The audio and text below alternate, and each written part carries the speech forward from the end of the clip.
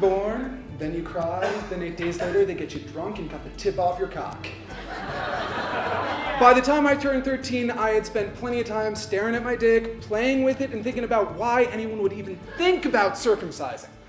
But as you can see, yes, I am a Jew. My name is Ben Roberts. I am circumcised. If you don't believe me, there are some incriminating photos on the internet, but take my word for it, it's prettier in person. Circumcision is the removal of the foreskin. It has been going on for over 5,000 years, and over 13 million boys per year are circumcised. Since 1900, it is the most common medical procedure among boys in the US, which makes it both Jewish and American. For us as Jews, circumcision is a covenant with God. Genesis chapter 17 orders us to drink, be merry, and enjoy a little slice of life. There's a high correlation between being Jewish and being circumcised, but the oldest records are the Egyptians. They believed that the foreskin contained the female soul, and being bisexual was an offense against the gods. So bisexuality was only for gods and some parties. Most often, there are also Muslims who circumcise. They don't have any commandment that says that they have to, but Muhammad was circumcised and they think he's kind of awesome, so they try to be a little bit more like him and have made it their tradition.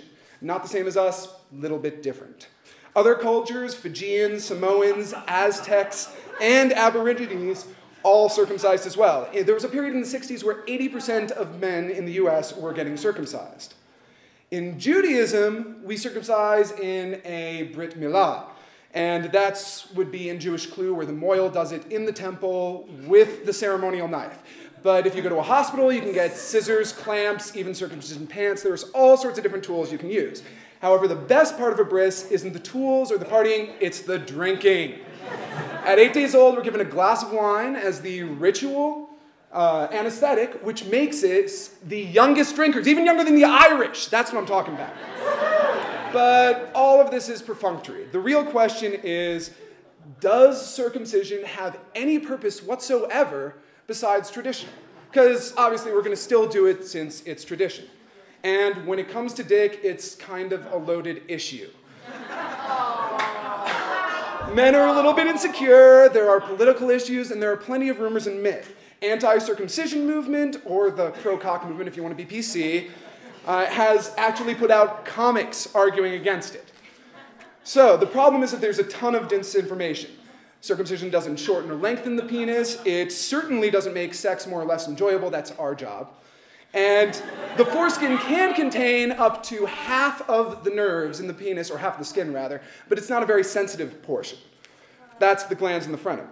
So even our doctors can't decide. In 1971, the American Academy of Pediatrics said there were no benefits. In 1989, they said there were. And in 1999, they said, who the fuck knows, really? We're not sure it has any help at all. But there are some medical reasons to be circumcised. Phimosis is a real painful tightening of the foreskin, which feels like someone squeezing your dick really hard all the time. And in the 1870s, phimosis was blamed for other issues, which meant circumcision was used to treat fever, tubercular meningitis, insanity, and even bad morals. In 2008, however, a study showed that there was a correlation between circumcision and a reduced chance of HIV. Last year, they had another study which said that it actually changes the cleanliness of the penis on a microbial level, meaning that we're actually cleaner.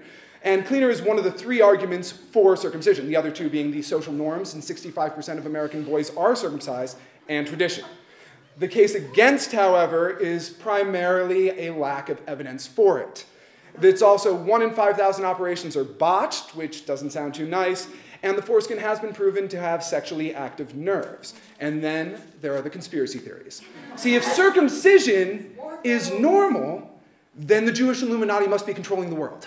And Christians say that circumcision is body mutilation, but they also have tattoos and piercings, so I don't really get that one. Plus, it could be a medical scam just making money for doctors with a needless procedure. Luckily, if you want to become uncircumcised, there is an answer. Yes, with months of painful foreskin restoration at expensive fees, you can pull your foreskin back out and at least make it cosmetically look as if it's back. Ultimately, there isn't really enough evidence to make circumcision universally accepted or abhorred, but when I have kids, they'll definitely be circumcised because of tradition. Will yours?